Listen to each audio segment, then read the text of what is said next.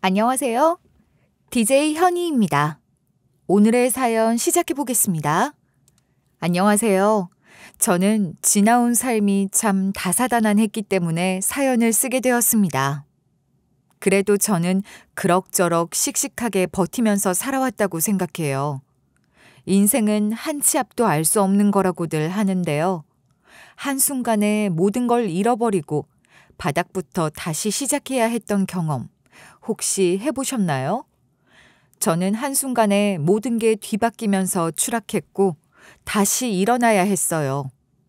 누군가가 손을 내밀어 주지 않으면 결국 스스로 버텨야만 하는 게 현실이라는 걸 저도 절실하게 깨달았죠. 고난은 누구에게나 찾아오지만 그것을 이겨내는 태도에 따라 인생이 달라진다. 참 뻔한 말이죠. 하지만 이 말이 제 삶을 관통하는 것 같더라고요. 그 과정에서 겪은 일들을 한번 이야기해 보려고 해요. 제 이야기를 듣고 누군가는 조금이라도 위로받을 수 있으면 좋겠네요. 저는 40대 중반의 평범한 아줌마예요.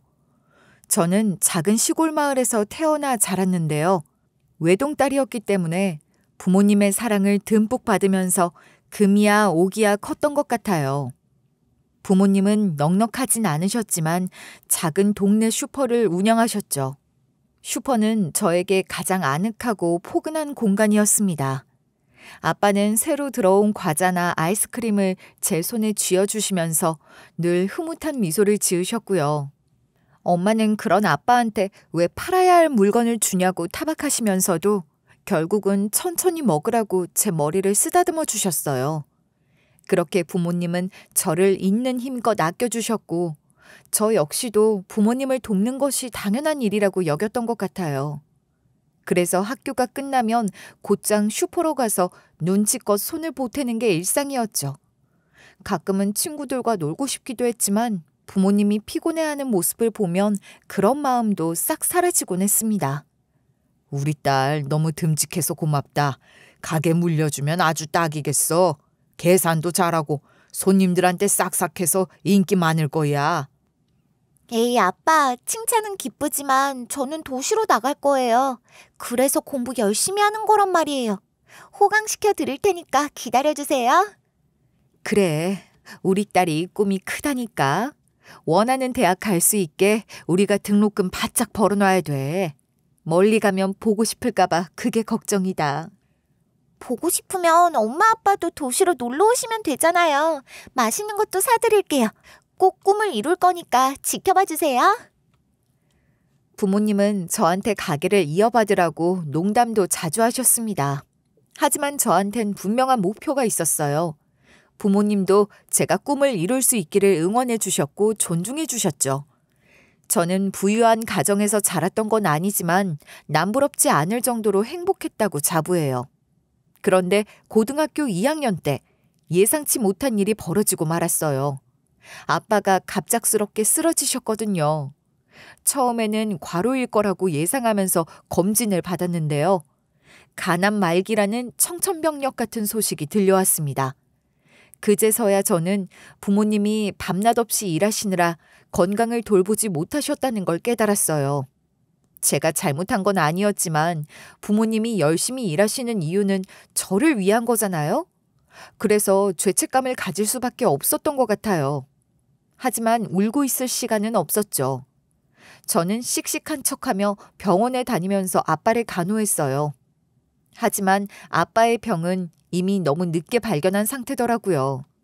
게다가 걷잡을 수 없이 악화되는 바람에 아빠는 우리 곁을 떠나시고 말았습니다. 이제 우리 둘만 남았네. 아빠 없이 어떻게 해야 할지 막막하기도 하지만 잘 살아보자. 어린 나이에 버티기 힘들겠지만 엄마가 최선을 다할 테니까 걱정하지 마. 엄마도 힘든 거 있으면 저한테 기대세요. 저도 이제 마냥 어리지 않거든요. 우리 둘이 힘을 합치면 충분할 거예요. 그래, 맞아. 우리는 무너지지 않을 거야. 아빠가 없다고 우리가 무너지면 아빠도 하늘에서 마음 아파하실 거니까. 맞아요, 엄마. 아빠도 우리한테 바라시는 게 그런 거겠죠. 힘들어도 웃으면서 극복해 나가자고요. 그러니까 이제부터는 울지 마세요. 아빠가 떠나셨으니 그 뒤로는 엄마가 혼자 슈퍼를 지키셔야 했습니다. 하지만 아빠의 역할이 너무나 컸기 때문에 가게 운영은 점점 어려워질 수밖에 없었어요. 우리 슈퍼는 간혹 배달을 하기도 했는데 아빠의 부재로 중단되고 말았거든요. 그래서 엄마는 골머리를 앓으셨습니다. 결국 엄마 역시 과로와 스트레스로 점점 쇠약해져 가셨어요. 그러고 얼마 안 가서 엄마도 병원 신세를 지게 되었고 의사 선생님은 폐렴이 심각한 상태라고 하더라고요.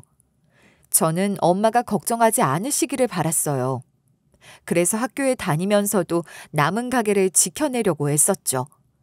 하지만 병원비와 생활비를 모두 감당하기에는 역부족이더라고요. 결국 엄마도 먼저 세상을 떠나고 마셨습니다. 저는 순식간에 세상에 혼자 남겨진 거예요. 당연히 대학을 갈 생각조차 할 수 없었죠. 부모님이 남긴 작은 슈퍼도 빚더미에 올라 결국 경매로 넘어갔습니다. 저는 어쩔 수 없이 친척집을 전전하며 의지할 곳을 찾아야 했어요.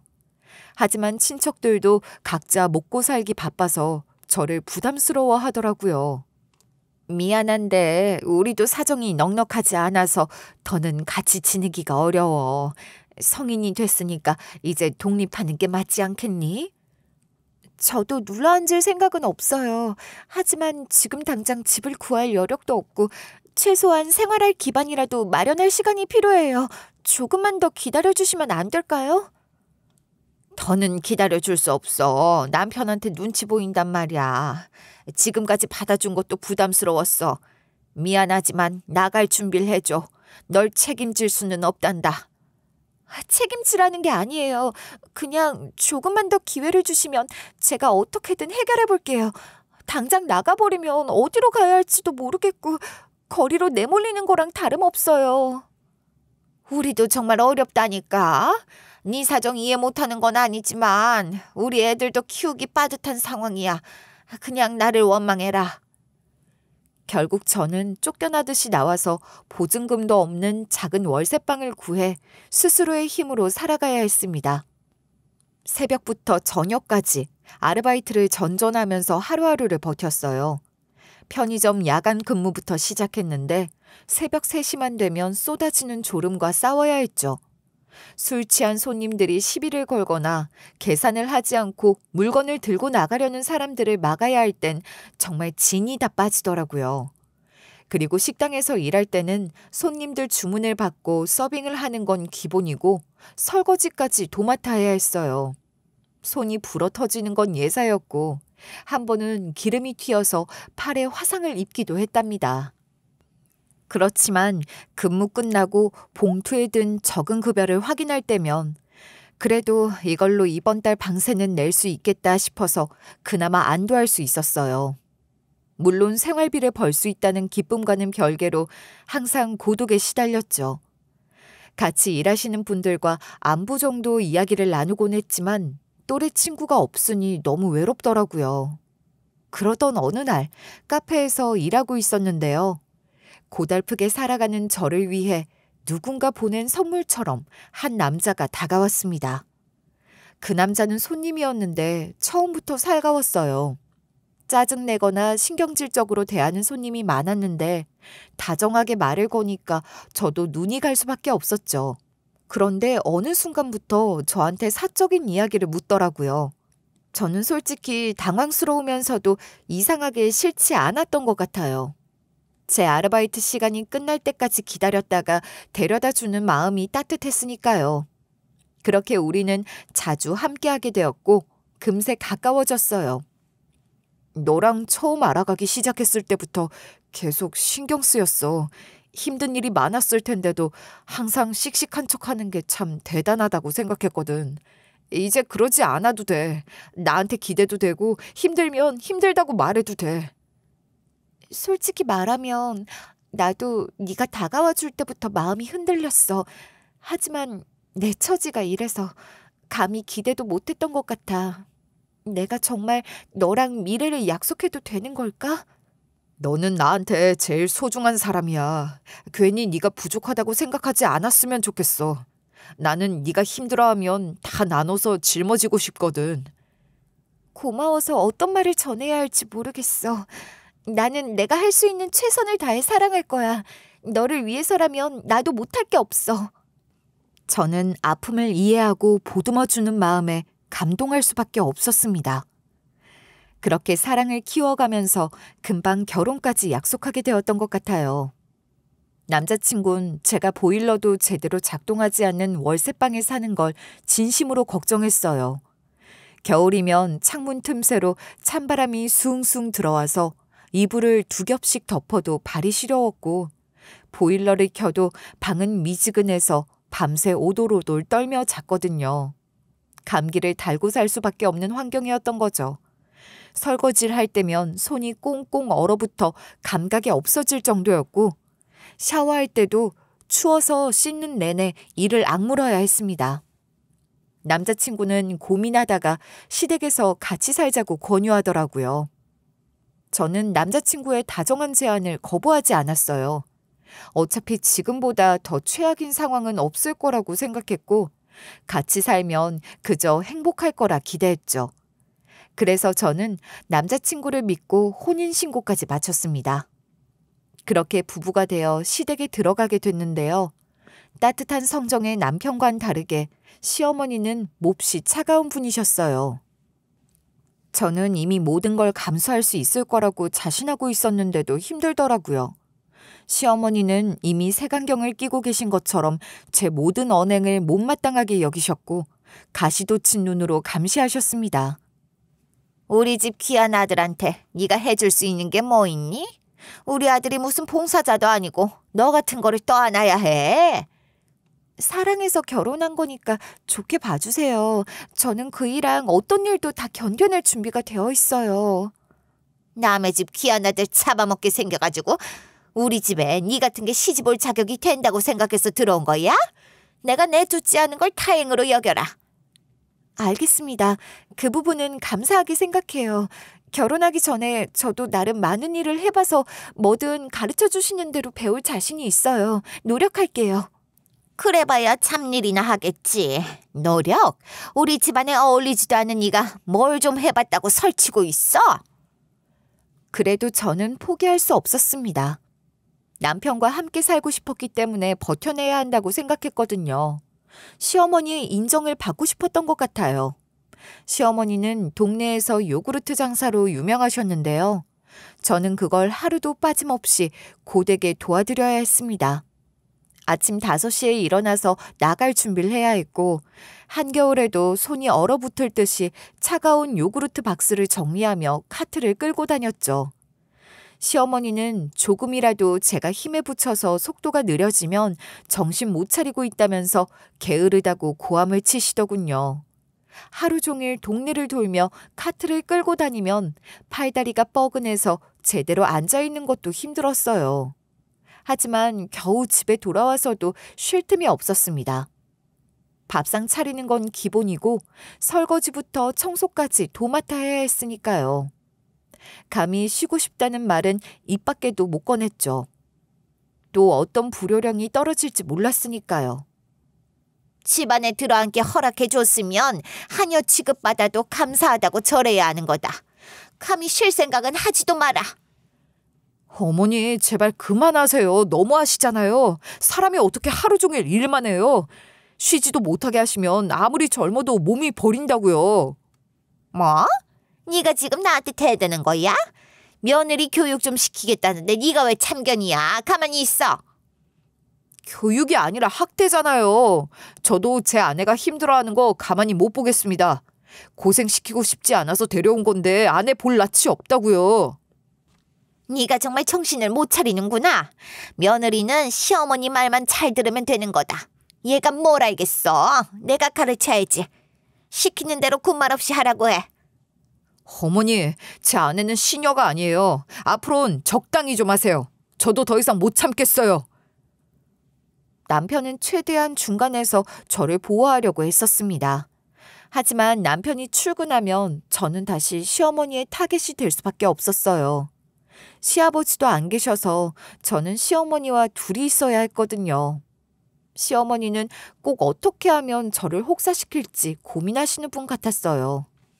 아침 5시에 일어나 요구르트 장사를 돕게 만드는 걸로도 모자라서 더 일찍 깨우기 시작했거든요. 급기야 어느 날부터는 4시에 일어나라고 깨우더니 시장으로 나가 싱싱한 채소를 사오라고 시키더라고요. 이웃집 며느리는 돈도 잘 벌어오고 밥상도 잘 차리는데 저는 그저 남편 앞길 막는 짐덩어리라는 이유였습니다. 하지만 제가 너무 피곤해서 도저히 4시에 일어나지 못하는 때도 있었는데요. 그럴 때면 시어머니는 불같이 화를 내시면서 찬물을 한 바가지 그대로 제 얼굴에 끼얹었습니다. 하녀 주제에 늦잠까지 잤다고 노발대발하셔서 저는 잠이 확 깨더라고요. 그리고 저는 부랴부랴 시장에 갈 수밖에 없었죠. 그리고 그렇게 시작되는 하루는 시어머니가 유달리 더 거칠게 부려먹곤 했어요. 몸이 천근만근인데도 눈치가 보여 잠시라도 앉을 수 없더라고요. 하지만 억울해도 도저히 반박할 수가 없었던 것 같아요. 스스로도 남편에 비해 한참 모자라는 저의 스펙을 인지하고 있었으니까요. 게다가 제가 가출 한번 시도하지 않고 버틸 수 있었던 건 남편만은 변하지 않고 항상 저를 사랑해줬기 때문이었습니다. 남편은 주말마다 시어머니가 친구들을 만나러 가면 저를 몰래 데리고 나가서 드라이브를 다녔어요. 제 손을 꼭 잡아오면서 바람 쐬고 오자고 하면 마음이 사르르 녹아내리는 것 같았죠. 그렇게 남편과 차를 타고 조용한 곳을 돌다 보면 잠시나마 시어머니의 폭언과 고된 노동에서 벗어난 느낌이 들었습니다. 그리고 남편은 회사에서 받은 간식이나 작은 선물을 품속에 숨겨뒀다가 저에게만 건네줬어요. 시어머니 심기 불편해질까봐 몰래 숨어서 즐겨야 했지만 얼마나 저를 위해 노력하는지는 느낄 수 있었던 것 같아요. 어머니가 뭐라고 하시든 나는 당신 편이야. 그러니까 괜히 내 마음 변할까봐 두려워하지 마. 어머님이 쉽게 허락해 주시지 않아도? 어머님이 계속 반대하셔도 나를 버리지 않을 거야? 당연하지. 나는 당신의 남은 인생까지 책임질 각오로 혼인신고하자고 한 거야. 그러니까 절대로 걱정하지 않아도 돼. 당신 마음만 변하지 않는다면 나는 고생해도 버틸 수 있어. 지금까지 인생이 쉬운 적은 단 한 번도 없었으니까. 남편은 항상 저를 지켜주려고 했습니다. 그 애정만은 의심 없이 믿을 수 있는 명백한 사실이었어요. 그래서 포기하지 않고 버틸 수 있었던 거죠. 남편은 제가 얼마나 힘든지 모른 척하지 않고 항상 미안하게 여겼거든요. 우리 부부가 갑작스럽게 결혼을 알려서 그렇지 시간이 무사히 지나가만 준다면 시어머니가 며느리로 받아줄 거라고 믿었습니다. 그렇게 우리 부부가 금실만은 좋아서 그런지 금방 임신을 하게 됐어요. 처음엔 임신일 거라 생각하지 못했고 단순한 피로라고 생각했습니다. 저는 매일 당연히 피곤할 수밖에 없는 일상을 보내고 있었으니까요. 그런데 잠을 푹 자는 날에도 나른한 것 같고 아침마다 속이 울렁거리는 것 같더라고요. 그래도 단순한 몸살이나 스트레스 때문일 거라고 여겼어요. 하지만 시간이 지나도 증상은 사라지지 않았고 오히려 더 심해지는 느낌을 받았습니다. 특히 제가 좋아하던 음식을 봐도 구역질이 나는 게 낯설더라고요. 남편은 제 몸이 심상치 않다면서 병원에 가보는 게 어떻겠냐고 물어봤어요. 저는 그냥 조금 피곤할 뿐이라며 날씨도 쌀쌀해지고 해서 그런 것 같다고 대답했죠. 그런데 남편은 아무리 생각해도 이상하다면서 혹시 임신이 아니냐고 의심하더라고요. 저는 임신일 거라고는 상상도 못했기 때문에 당황할 수밖에 없었습니다. 그래도 혹시나 하는 마음에 임신 테스트기를 사서 확인해 보기로 했어요. 약국에서 조심스레 테스트기를 집어들고 나오는데 손이 살짝 떨리더라고요. 그렇게 긴장을 가라앉히고 테스트를 했는데요. 2줄이 선명하게 나타났습니다. 제가 남편에게 임신을 알리니까 얼굴이 기쁨으로 환해지더라고요. 그때까지 저는 아직 실감이 나지 않았지만 남편이 너무 행복해하는 걸 보니까 점점 설레기 시작하더군요. 우리 아기는 당신도 절반 닮고 나도 절반 닮았으면 좋겠다. 그리고 건강하기만 했으면 좋겠어. 벌써 우리한테 아이가 찾아와 주다니 아직도 믿기지가 않네. 내 뱃속에 정말 새로운 생명이 찾아와 줬다는 거잖아. 그럼 이제 우리는 부부를 넘어서 부모가 되는 거야. 난 벌써부터 아기방 꾸미는 상상까지 하고 있다고. 아직 딸인지 아들인지도 모르는데 앞서가는 거 아니야? 그래도 당신이 즐거워하니까 마음이 놓여. 당연하지. 우리 아기잖아. 내가 얼른 자리 잡을게. 가장으로서의 몫을 해낼 거야. 그러면 우리 분가에서 셋이 행복하게 살아가자. 그러니까 당신은 몸조리만 잘하면 돼. 그렇게 저는 엄마가 되는 길로 들어서게 됐습니다. 남편도 의지를 다지면서 우리 셋이서 살아갈 날을 기대했죠. 고단하던 일상에 다시 한번 불이 켜진 기분이 들더라고요. 그리고 제가 임신해서 손주가 태어날 거라는 걸 시어머니한테 알리면 저를 좋게 봐주실 거라는 믿음도 생겼던 것 같아요. 그래서 우리 부부는 시어머니한테 그다지 큰 고민을 하지 않고 임신 소식을 전했습니다. 하지만 시어머니는 우리의 예상과는 전혀 달랐어요. 눈을 질끔 감고 거칠게 한숨을 내뱉더니 고함을 지르더라고요. 제가 전하는 소식이라면 하나부터 10까지 전부 마음에 들지 않는 것 같았죠. 남편조차 시어머니의 반응에 실망스러워하는 것 같았습니다. 물론 저 역시도 시어머니한테 크게 상심했고요. 임신까지 했다니까 이제는 일도 끼도 글러먹었겠구나. 아주 제대로 식충이가 들어앉았네. 먹고 눕는 것만 하겠다는 통보랑 뭐가 다르냐? 그동안 제가 단 한 번도 빈둥거린 적이 없는데 꼭 나쁘게 생각하셔야 하나요? 그래도 손주가 생긴 건데 축하해 주실 줄 알았어요. 축하는 무슨 축하야? 이제 누구한테 일을 시키냐고? 네가 일도 못하면 우리 집안에 도움되는 게 뭐가 있는데? 우리 아들 출세시켜 줄 수 있는 것도 아니잖아. 어머니, 이제 이 사람은 절대로 무리하면 안 돼요. 무조건 안정을 취해야 한다고요. 장사는 제가 도울 테니까 더 이상 과도한 요구하지 마세요. 남편이 적극적으로 단호하게 제 편을 드니까 시어머니 얼굴이 새파랗게 질리더라고요. 그리고 남편은 진짜 저 대신 요구르트 장사를 돕기 시작했습니다.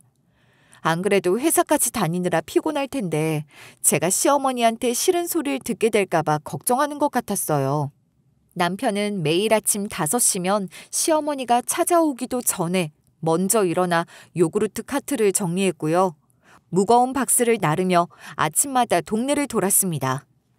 장사가 끝나고 집에 돌아오면 손이 얼어붙을 정도로 차가웠지만 남편은 불평 한마디 없이 저를 걱정하며 오히려 따뜻한 차를 건네주곤 했어요. 그뿐만 아니라 남편은 집안일까지 전부 도와주더군요. 회사에서 돌아오면 지친 몸을 이끌고 설거지를 하고 집안을 쓸고 닦으며 시어머니가 잔소리할 거리를 미리 차단하려 애썼습니다.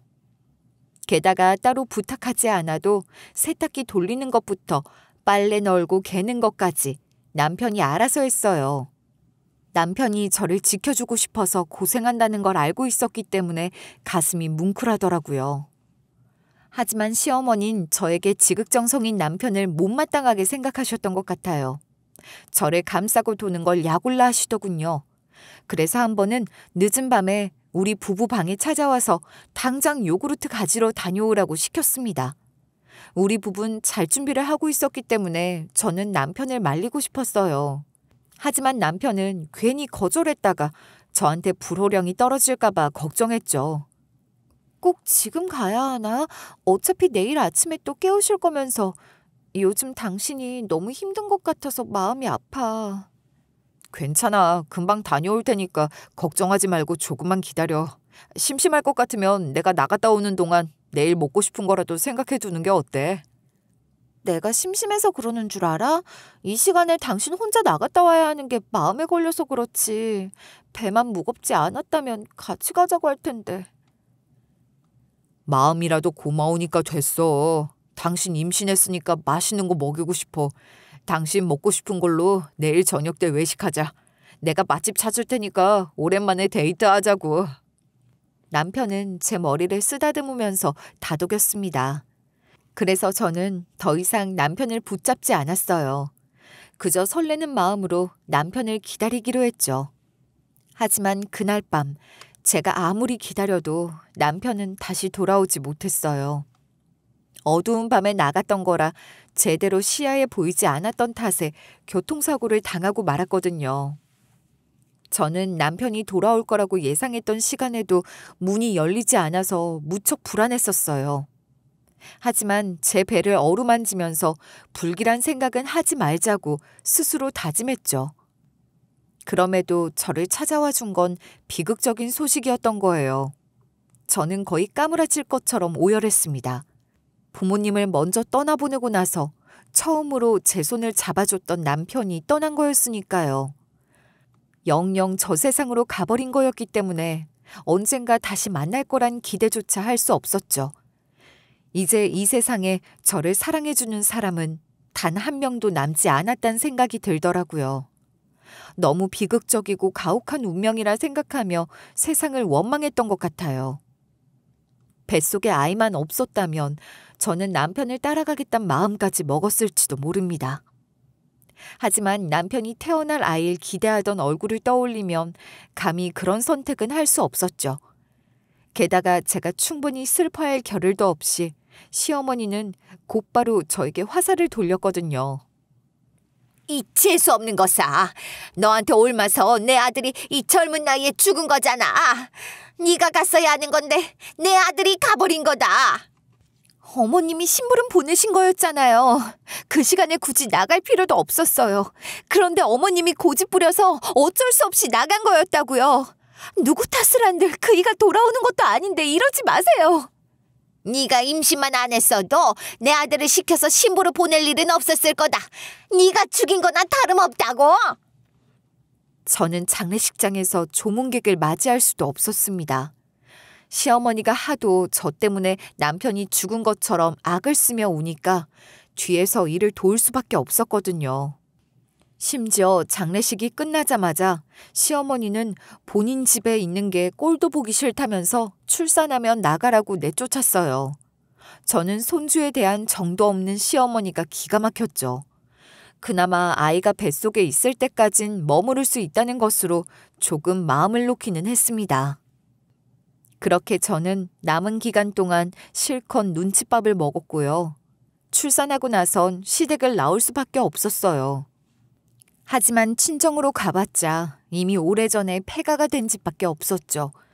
저는 그저 아무런 보호막도 없이 세상에 나와 아이와 둘만 남겨지게 된 거였습니다. 그 당시 저는 월세방조차 얻을 수 있는 상황이 아니었기 때문에 막막할 수밖에 없었어요. 하지만 죽으라는 법은 없다는 말이 있잖아요. 제가 예전에 잡일을 도왔던 복덕방 아주머니의 도움으로 간신히 고시원에 몸을 눕힐 수 있었어요. 넉넉하게 도와줄 수 없어서 미안하지만 여기라도 있어. 혼자 애까지 데리고 길바닥에 나앉을 수는 없잖아. 그렇게는 안 되고 말고. 미안하다뇨. 이렇게까지 신경 써주시는 것만으로도 감사해요. 오히려 가진 것도 없는 제가 걱정 끼치고 민폐인 것 같아서 죄송하네요. 민폐는 무슨. 사람은 어려울 때 도와가면서 사는 거야. 힘들면 힘들다고 말해야지. 아무 말 없이 혼자 버티려다 무너지면 누가 손 내밀어 주겠어. 애 데리고 사는데 마음 약해지면 안 돼. 젊어서 하는 고생은 사서도 한다지만 출산 후 후유증에 시달리면서 몸이 많이 달라졌다는 걸 깨달았습니다. 기력이 예전 같지 않았고 조금만 움직여도 숨이 턱턱 막혔거든요. 허리와 골반은 늘 뻐근하고 다리는 저릿저릿했어요. 밤이면 손목과 발목이 저려서 자다가도 몇 번씩 깨어났죠. 게다가 머리카락은 한 줌씩 빠지고 얼굴은 푸석푸석해지더군요. 그리고 가장 힘든 건 감정 기복이었습니다. 별것 아닌 일에도 눈물이 났고 사소한 일에도 화가 치밀어 오르더라고요. 제대로 된 산후조리를 못하고 남편도 없이 지내야 했던 탓인지 감정이 늘 예민했고 극심한 우울감이 몰려오기도 했어요. 제대로 된 산후조리를 못하고 남편도 없이 지내야 했던 탓인지 감정이 늘 예민했고 극심한 우울감이 몰려오기도 했어요. 하지만 아이를 위해선 어떻게든 버텨야 했기에 아르바이트를 전전할 수밖에 없었답니다. 물론 아이를 맡길 곳도 딱히 없어서 할 만한 일도 많지 않았던 것 같아요. 그렇게 아이까지 어부바해서 하루 종일 몸을 혹사시키고 잠을 청하려고 하면 몸이 돌처럼 굳는 느낌이 들었어요. 그래도 몸이 힘든 건 버틸 수 있다고 생각했죠. 현실은 밑바닥이 어디인지 알 수 없을 만큼 계속 추락하는 기분이 들었으니까요. 저는 이 시기에 돈이 없으면 모성조차 사치가 된다는 걸 뼈저리게 깨달았습니다. 분유값, 기저귀값, 병원비까지 점점 불어나며 하루하루가 버거워졌거든요. 아이를 키우는 건 사랑만으로 가능한 게 아니었어요. 돈 들어갈 곳이 하나둘이 아니더라고요. 결국 생활비를 감당하지 못해서 노숙까지 각오해야 하나 싶을 정도로 막다른 길에 몰렸어요. 제가 세상에 뭘 잘못했는지도 모르겠고 얼마나 절망스러웠는지 몰라요. 그러던 어느 날 남편의 은사님이었던 대학 시절 박 교수님이 찾아오셨습니다. 남편 동기들 사이에 제 근황이 알려진 것 같더라고요. 박 교수님은 저를 보자마자 한숨을 내쉬며 안타까운 눈길을 보내셨고 한참 동안 눈물을 흘리시더라고요. 어떻게 이렇게 힘들게 지내고 있었어요? 진작 알았으면 뭐라도 도와줬을 겁니다. 민호같이 좋은 애가 사랑했던 사람이 이렇게 고생하는 모습을 가만히 볼 수는 없으니까요. 남편이 정말 많이 존경했다고 들었어요. 마음 써주셔서 감사드려요. 하지만 너무 어렵다 보니까 오히려 뭘 도와달라 부탁드려야 할지도 모르겠어요. 지낼 곳도 마땅치 않고 제대로 된 일자리도 없었던 거네요. 그동안 어떻게 버티려고 한 거예요? 이대로 가다간 몸도 마음도 망가져요. 저는 고생이 익숙해서 상관없지만 아이가 앞으로 커가면서 의식주 걱정은 하지 않을 만한 자리가 있었으면 좋겠어요. 박 교수님은 일자리도 제공하고 묵을 방도 마련해 줄 수 있는 곳을 소개해 주겠다고 하셨습니다. 바로 재벌집 가사 도우미를 권유하시는 거였죠. 저는 애초에 장기적으로 할 수 있는 일자리만 있다면 그저 감사할 뿐이었는데 아이까지 데리고 일할 수 있다니까 너무 기뻤어요. 감격스러워서 눈물까지 왈칵 쏟아질 뻔했다니까요. 원래 노비도 대감집 노비를 해야 한다는 말이 있잖아요. 재벌집에서 일하면 아이한테 조금이나마 더 나은 환경을 줄 수 있을지도 모른다는 생각이 들더라고요. 콩고물이 떨어져서 우리 아이한테 나중에 고기라도 한 점 줄 수 있을지도 모르니까요.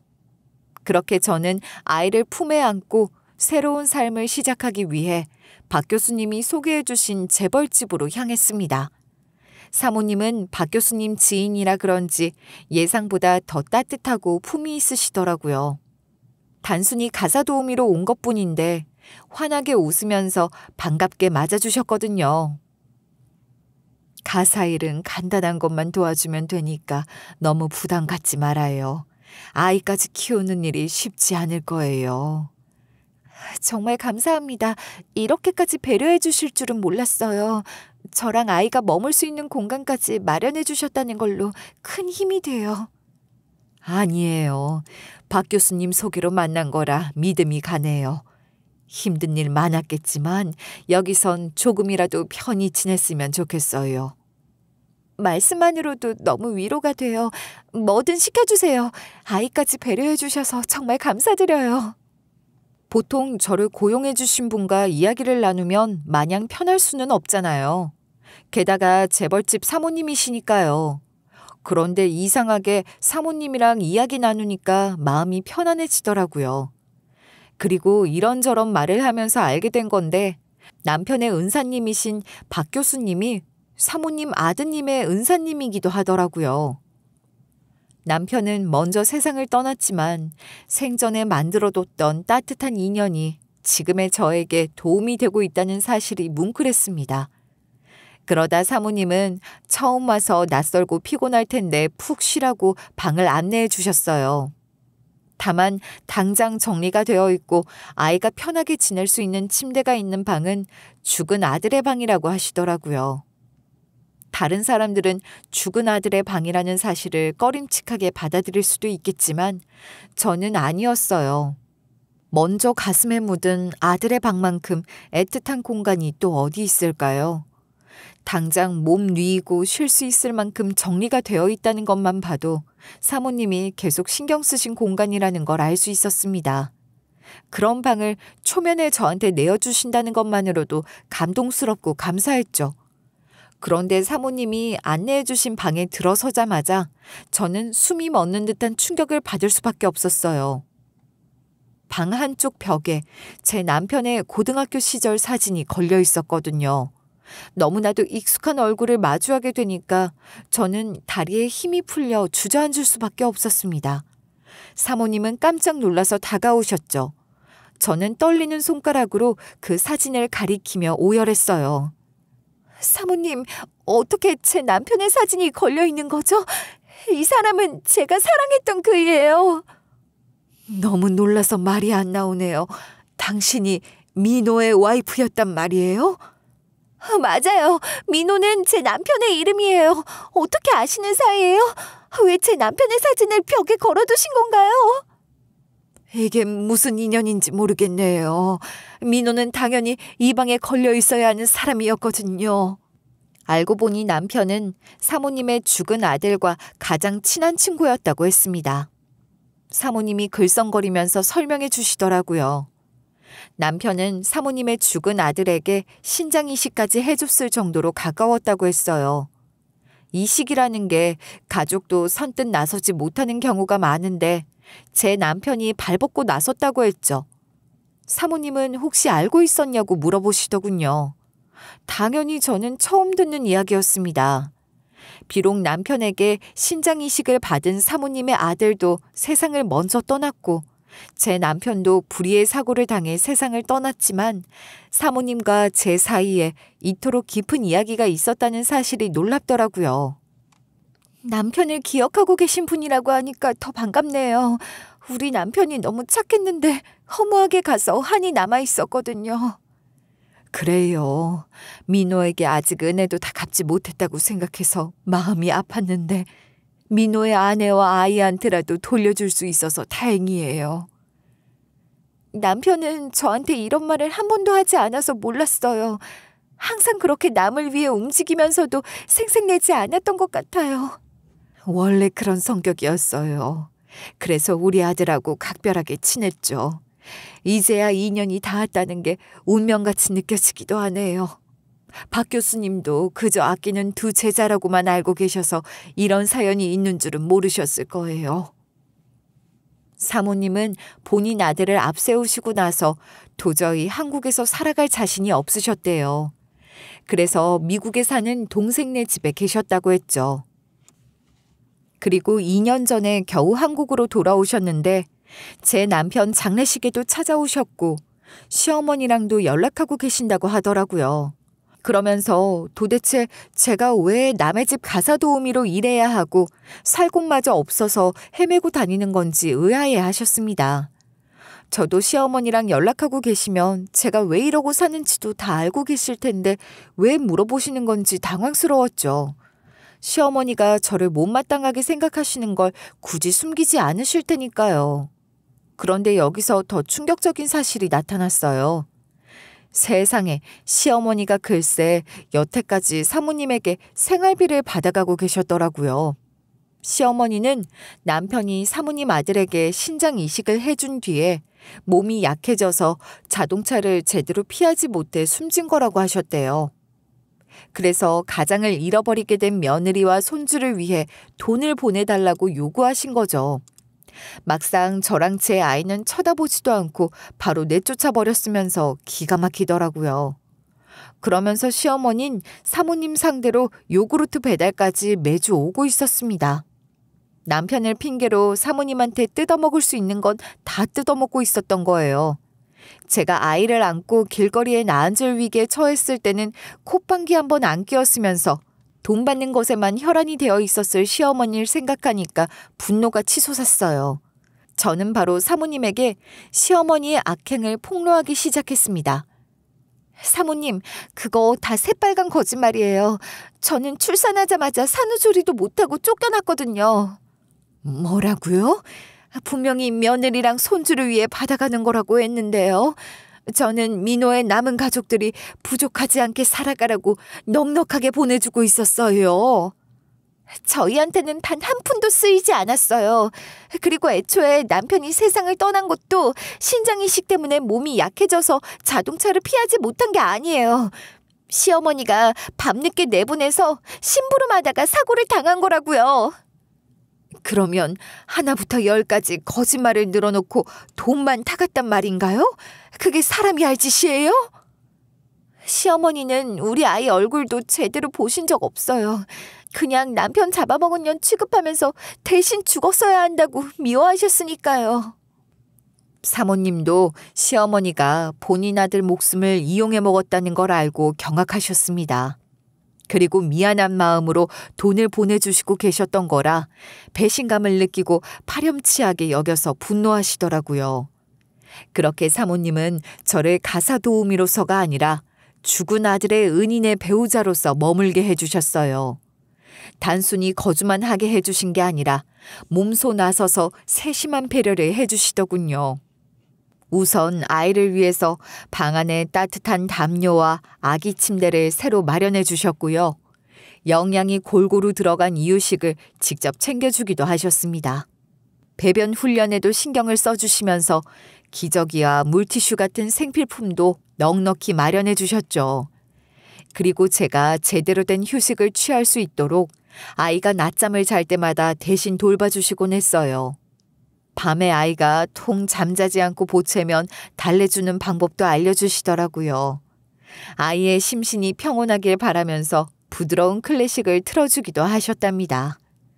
저는 꼭 친정엄마의 보살핌을 받는 것처럼 육아에 대한 부담을 조금이나마 덜 수 있었던 거예요. 하지만 저나 사모님이나 이대로의 생활에만 만족하지 않았어요. 반드시 본인이 벌인 악행에 대해 응징을 당해야 할 인간이 하나 남아 있었으니까요. 우리는 일을 갈면서 시어머니가 요구르트 배달 오는 날을 기다리고 있었습니다. 그리고 마침내 시어머니가 초인종을 누르더라고요. 진짜 기가 막힌 건 문을 열어주기 전부터 시어머니는 마치 사모님을 위해 프리미엄 요구르트라도 준비해 온 것처럼 강매하려고 했어요. 하지만 문을 열자마자 제가 당당하게 대면하니 새하얗게 질리더라고요. 아니, 네가 왜 여기에? 어디라고 와 있는 거야? 제가 와 있으면 안 될 곳이기라도 한가 봐요. 저랑 우리 아이를 위해서 생활비 받아가셨다면서요. 어머님이 돈 받아가시는 건 괜찮고 제가 직접 도움 받으면 안 되는 건가요? 아니, 그걸 어떻게... 어디서 들은 거야? 둘이 어떻게 알게 된 사이인 건데 왜 친정만 하지 않았어? 어머님도 저랑 사모님 상대로 뒤통수 치고 있었으면서 우리는 무조건 다 알려드려야 하나요? 그동안 돈은 어디에 갖다 쓰셨어요? 그의 목숨 담보로 뭐 얼마나 챙기셨는데요? 며느리랑 손주까지 전부 내쫓아놓고 생활비를 꼬박꼬박 받아간 겁니까? 하늘에 있는 아들 보기 부끄럽지도 않아요? 이제 전부 밝혀졌으니까 제가 어떻게 대응할지 기다리기나 하세요. 사모님은 요구르트 카트와 함께 시어머니를 내쫓아버렸습니다. 시어머니는 그제야 상황이 심각하다는 걸 깨달았는지 다급하게 빌기 시작하더라고요. 이제 와서 용서를 구하며 돈을 모아뒀다가 여유가 생기면 며느리를 다시 불러들이려고 했다면서 싹싹 빌고 호소했어요. 하지만 통할 리가 없었죠. 그렇게 매몰차게 갓 출산한 사람을 내보내놓고 다시 부르려고 했다는 게 말이나 되겠어요? 시어머니는 가장 잘 팔리는 요구르트라면서 제 손에 쥐어주려고 했지만 저는 받지 않았습니다. 그렇게 갈구고 괴롭혀놓고 겨우 요구르트로 때우려고 하는 심보가 얄미웠으니까요. 사모님은 변호사를 통해 그동안 시어머니가 받아갔던 금액을 정확히 계산하셨어요. 그리고 그동안 시어머니가 요구했던 기록을 모아 증거로 정리하셨죠. 시어머니는 사실과 다른 내용으로 생활비를 요구한 거였기 때문에 사기죄로 고소가 가능하더라고요. 시어머니는 사모님이 노여워하시는 게 두려운 것 같았습니다. 저한테라도 어떻게 좀 말려보라면서 울고불고 난리치더군요. 네 말은 들으실 것 아니냐. 제발 한 번만 용서해달라고 빌어봐라. 내가 너랑 살갑진 않았어도 네 남편이 낳은 어미 아니냐. 그래서 저도 어머님이 시키는 건 열심히 했고 잘 지내기 위해 노력했잖아요. 하지만 어머님은 제 아이까지 무시하셨어요. 그리고 남편이 사고 당한 걸로 이득을 취하려고 하셨고요. 용서할 수 없네요. 내가 일부러 그랬겠어? 아무리 우리 아들이 먼저 갔어도 살 사람은 좀 살아야 할 것 아니냐. 제발 내 아들을 생각해서라도 마지막 효도한다 생각해라. 남편도 분명 어머님이 죗값 치르시길 바랄 거예요. 그이가 세상을 등지고도 마음 편히 쉬지 못하게 만들었으니까 미안하게 생각하세요. 저는 시어머니가 뭐라고 호소하든 귀 기울이지 않았습니다. 시어머니는 결국 소송에서 시원하게 패소할 수밖에 없었어요. 당연히 여태까지 받아갔던 모든 돈을 전부 토해내야 했죠.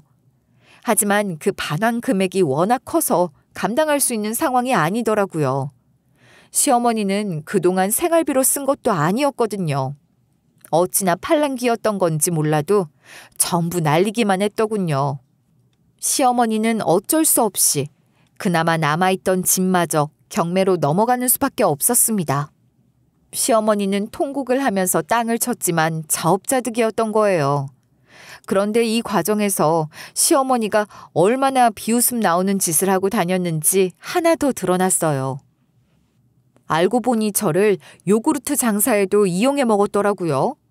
시어머니는 요구르트 카트 끌고 다니면서 동네 사람들한테 저를 남편 잡아먹은 며느리라고 흉을 보고 다녔다고 했습니다. 아이고, 우리 아들이 저 지독한 며느리 때문에 그렇게 젊은 나이에 세상을 떠났지 뭐야. 내가 다 늙어서 아들도 없이 생활비 벌고 돌아다녀야 돼. 아이고, 그런 사연이 다 있었어요. 세상에 너무 마음 아프다. 연세 드신 시어머니 혼자 무거운 카트 끌고 다니게 하시다니. 임신했다는 핑계로 완전 상전 노릇한다니까. 내가 아들 보는 것도 눈물 나는데 요즘 수발 드느라 정신을 못 차린다니까. 제가 요구르트 몇 개 더 살게요. 그 나이에 고생하시다가 아들 따라가시면 안 되잖아. 앞으로 저희 집도 월요일마다 10개씩 배달해 주세요. 그래. 다들 내 사정 알아줘서 고마워. 나 같은 늙은이가 살 길이 이것뿐이거든. 이렇게 동네를 돌아다니며 온갖 거짓말을 퍼뜨려 동정심을 유발하고 요구르트 판매량을 올렸더라고요. 사람들에게 통했을까 싶기도 하지만 시어머니는 진짜 동네에서 불쌍한 할머니로 유명해졌고 요구르트 장사까지 제법 잘 됐던 모양이에요.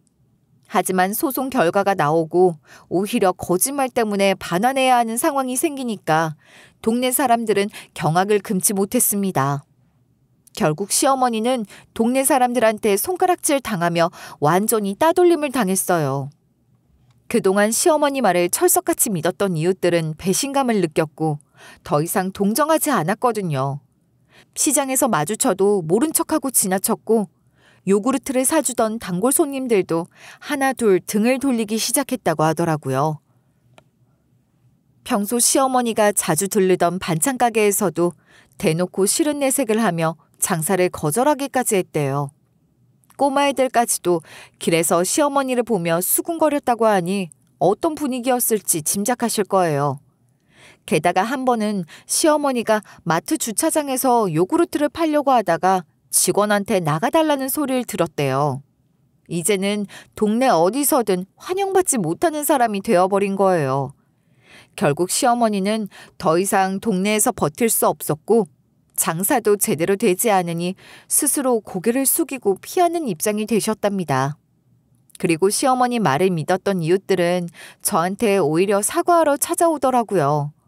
그동안 시어머니 말만 듣고 저를 오해했던 게 미안하다고 했어요.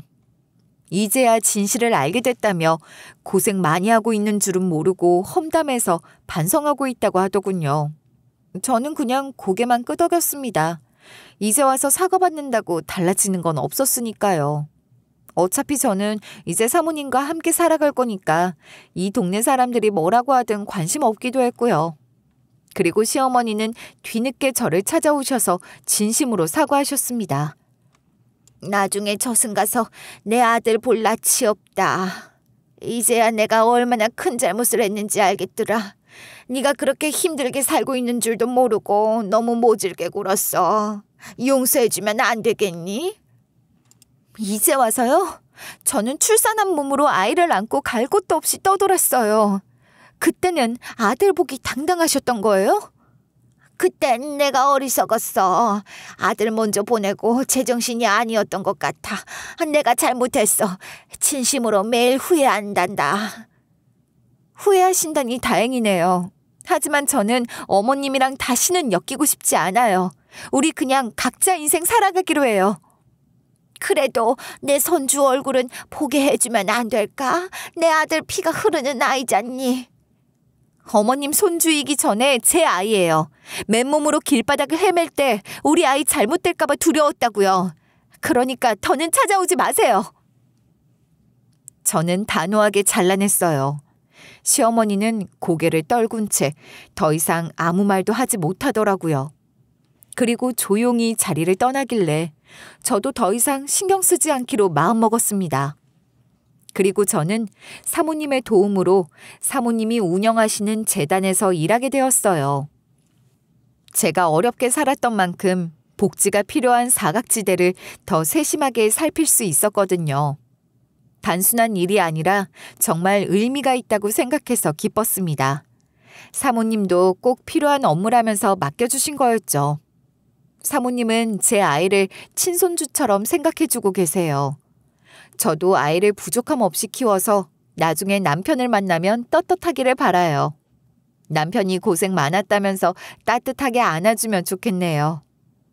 제 삶을 이렇게 사연으로 풀어놓는 게 쉽지만은 않았지만 누군가에게 작은 위로나 공감이 될 수 있었다면 충분히 의미 있는 일이겠죠.